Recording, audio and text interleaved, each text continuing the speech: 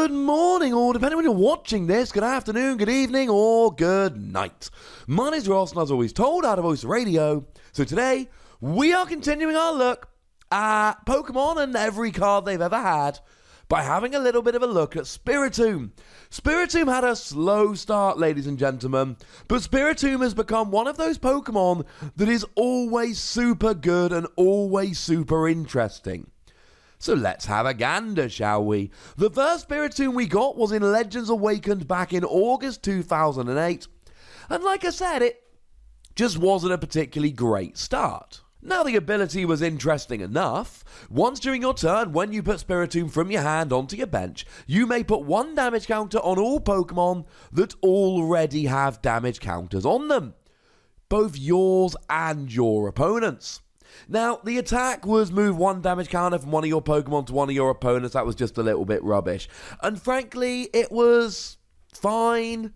It was a fun little tech for the ability, but we were so spoiled for choices of good Pokemon back in Legends Awakened, it never really saw any play.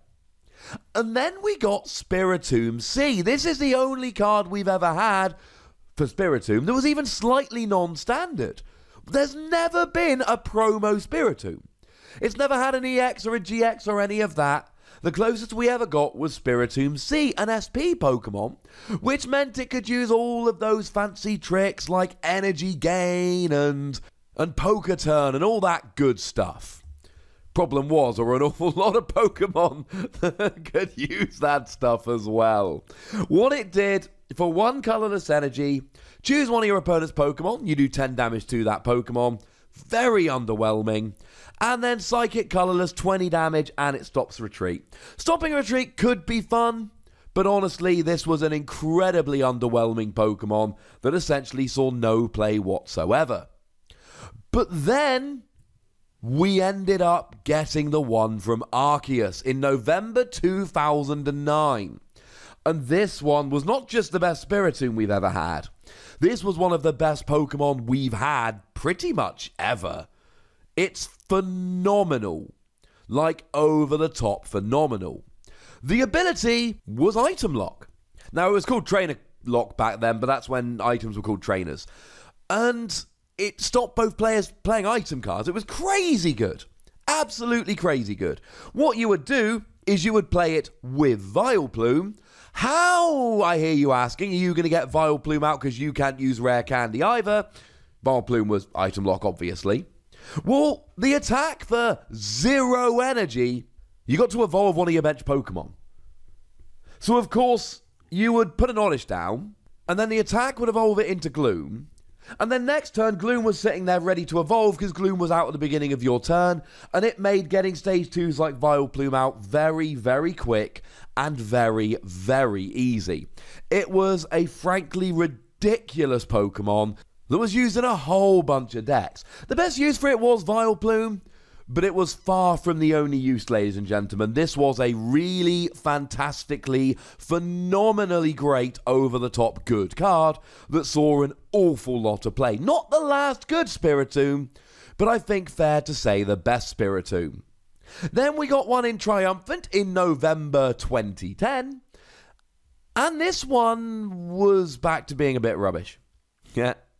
Once during your turn, when you put Spiritomb from your hand onto your bench, you may use this ability. Your opponent shuffles his or her hand into their deck and draws 6 cards. It was basically giving him a Cynthia. And look, yes, fine. Sometimes you knew they had a really good hand, but most of the time this just gave them a nice hand refresh. It didn't see any play. What was kind of nice, one Psychic Energy, put 1 damage counter on each Pokemon your opponent has in play of any specified type. It could be fun for that, but if your opponent was playing multiple types, it just became a bit rubbish, so unfortunately, boo, hiss, etc. We then got a new Spiritomb in Legendary Treasures 3 years later in November 2013. For those of you paying attention, this is the longest gap we've ever had since the first Spiritomb without a Spiritomb. And then when Legendary Treasures came along, we had this magnificent beast, and it was a magnificent Pokemon, which saw a lot of play because it was really good. it turned off A-Spec trainer cards. You could not play A-Spec cards. Now, some players were playing things like Scoop Up Cyclone to heal their Pokemon. Seismitoad decks did. Yeah, they were gone. Most people played Computer Search, which just let you get any card from your deck after discarding 2 from your hand, or occasionally Dowsing Machine, which got a trainer card back from your discard after discarding 2 cards. So what you would do is you would use your A-Spec, and then pop Spiritomb down, and your opponent couldn't use theirs. It even had a really nice attack. It was Copycat. Shuffle your hand into your deck, draw a number of cards equal to the number of cards in your opponent's hand. You just got to match the number of cards in your opponent's hand. It was a really, really good card with a great ability and a really useful attack. Only good in the early game. In the mid game, if you're using this, it's going very badly. But yeah, that was really, really good. And then we got a new one 1 year later in November 2014 in Phantom Forces, which seems kind of interesting but was just never quite good enough. 1 colorless energy, your opponent cannot play any Pokemon from his or her hand to evolve the defending Pokemon during your opponent's next turn. And on the one hand, stopping evolution is great. It's really powerful. This is awesome. Booyah, etc. And on the other hand, you only stop the defending Pokemon evolving, not all of their Pokemon. And you only did 10 damage while doing so. And it was just never quite good enough. Did do 30 in confusion for a darkness and a colorless energy, but fair to say that's not an attack which is going to make us love a particular Pokemon. But it's alright, because we got another one in Steam Siege in August 2016. And I did play against this in more than one game at a proper tournament. Now, 10 damage and sleep for 1 energy is not good. However, for a darkness and a colorless energy, you got to move as many damage counters on your opponent's bench Pokemon as you like to any of your opponent's other Pokemon in any way you like. Nowadays, we've got Tapu Lele, and Tapu Lele's just better. But back then, we didn't have Tapu Lele. And if you were spreading a bunch of damage round, you could then move it all onto their other Pokemon, and it was good. This was a slightly worse version of Tapu Lele because you couldn't move it from the active. You moved damage from the bench to their other Pokemon.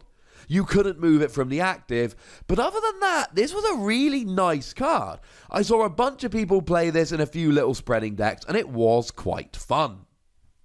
We then got another Spiritomb in Shining Legends, which was October 2017.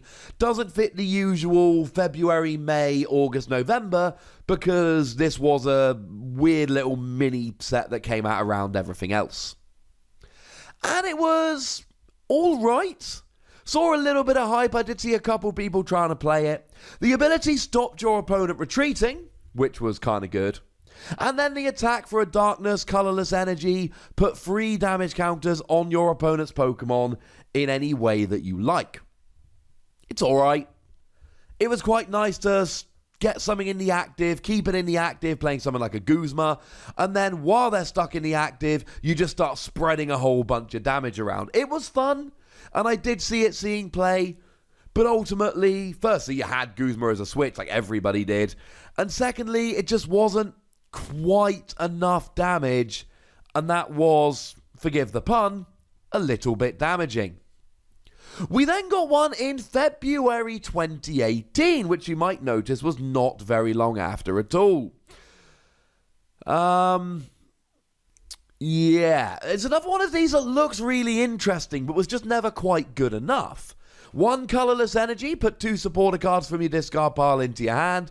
And look, recovering supporter cards is really good, but recovering supporter cards as an attack is not good enough. We know we're getting a new Mewtwo coming in Unbroken Bonds, which puts a supporter card from your discard pile on top of your deck when you bench it. That's way better than this. And then 1 colorless energy, 10 damage. If the defending Pokemon is a basic Pokemon, it cannot attack during your opponent's next turn. Cool. But just like we've seen with some of the other Spiritombs, you can stop them attacking and you can stop them evolving, but the problem is, if you're not doing very much damage, you're not getting very close to winning, and it all goes rather bad rather quickly.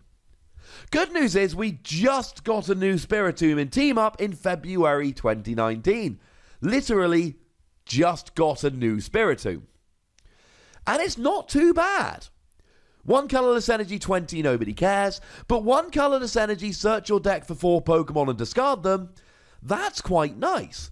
It's good and expanded with these Vespiquen Flareon decks that need Pokemon in the discard to do extra damage.